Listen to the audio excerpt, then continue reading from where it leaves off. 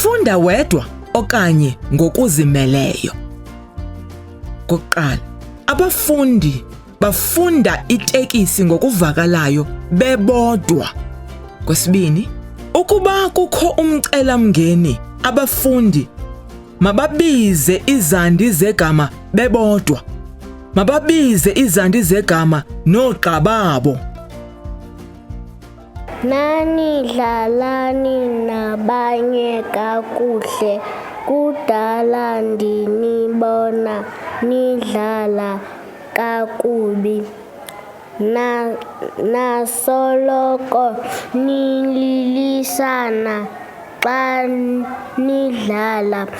Dlalani kakuhle ninikane ithaba. Hayi ulifunde wrong, phinda ulifunde kakuhle. Ithuba. Leliphi iqela eliphosayo? Lindanani kaloku, musani ukutshalana, lizolinda ngapha.